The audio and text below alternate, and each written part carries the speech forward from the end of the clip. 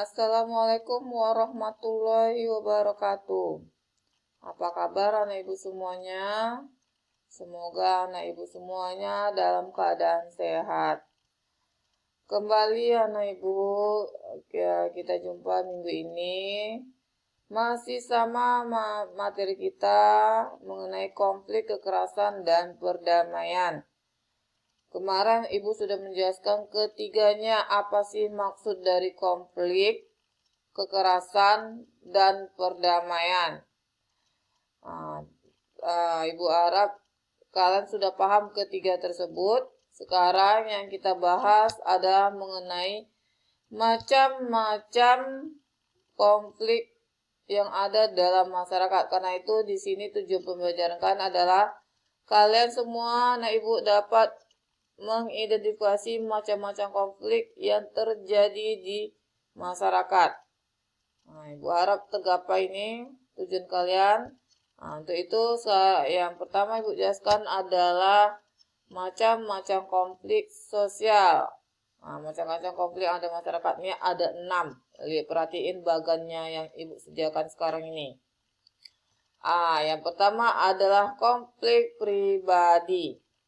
Yang kedua ini adalah macamnya adalah konflik rasial. Yang ketiga politik. Yang keempat antar kelas sosial. Yang kelima internasional, dan terakhir adalah konflik antar kelompok. Untuk dapat menginterpretasinya berarti di sini ibu menjelaskan satu persatu apa maksud keenam macam konflik. Yang pertama adalah konflik pribadi. Perhatiin gambar di bawah ini. Ibu sediakan di gambarnya nih konflik antara si penguasa dengan si rakyat miskin. Orang miskin ya, 2 orang. Berarti dapat diartikan bahwa konflik pribadi itu adalah konflik yang terjadi antar orang perorangan atau pertengahan yang terjadi antar orang perorangan. Berarti antar individu. Di sini dapat kan? Hanya 2 orang. Kita lanjutkan yang kedua, konflik rasial.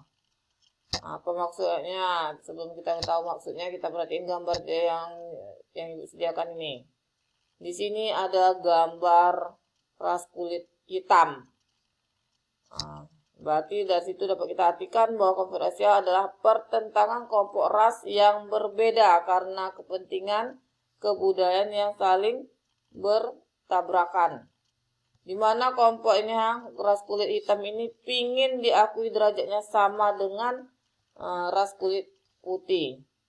Kalau sedangkan contoh di Indonesia itu adalah masyarakat Papua. Dia ingin mendapatkan hak yang sama karena mereka sesama masyarakat Indonesia, hanya beda warna kulitnya saja. Kita lanjutkan yang ketiga. Yang ketiga adalah konflik politik.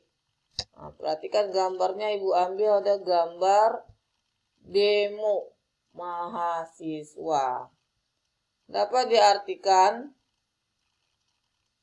bahwa konflik politik itu adalah aspek yang paling mudah untuk menyulut ketidaknyamanan atau ketidaktenangan dalam masyarakat.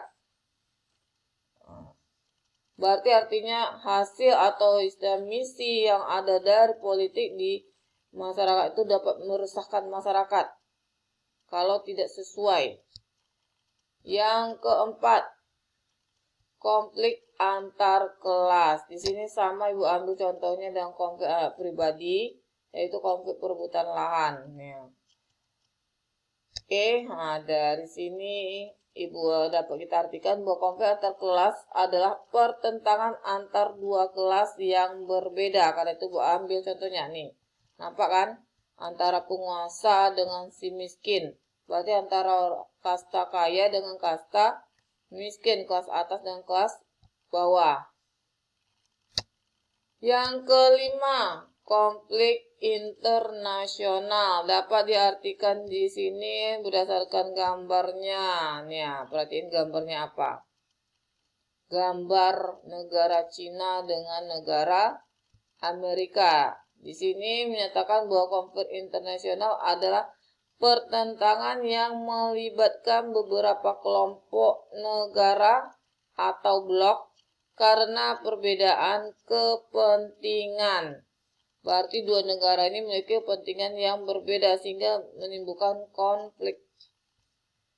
Selanjutnya yang terakhir, ini ada konflik antar kelompok. Yang Ibu kasih contohnya di bawah ini ada konflik antar pelajar.